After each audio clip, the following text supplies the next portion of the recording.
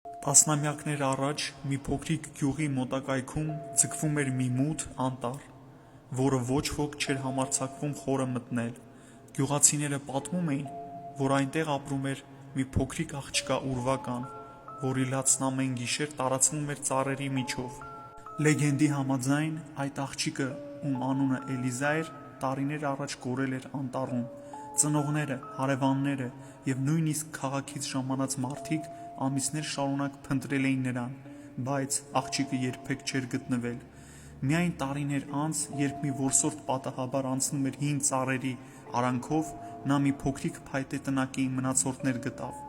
Ներսում,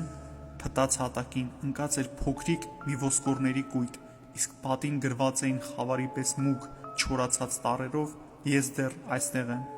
Այդ օրվանից սկսած ամեն գիշեր,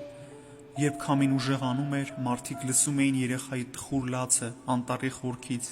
Ոմանք ասում էին, որ դա պարզապես քամու ձայնն էր, բայց նրանք, ովքեր համարձակվել էին մոտենալ անտառին գիշերը, պնդում էին, որ տեսել են մի փոքրիկ աղջկա, ով անշարժ կանգնած էր ծառերի արանքում, աչքերը դատարկ ու սև, իսկ ձեռքերը ցրտից կապույտ։ Մի անգամ մի երիտասարդ, ով որոշել էր փորձել ջարդել լեգենդի վախը, խորը մտավ անտառ լապտերով։ Ժամեր անց գյուղացիները լսեցին նրա խելագարված ճիչերը, բայց երբ գնացին փնտրելու, գտան միայն նրա լապտերը գետնին ընկած։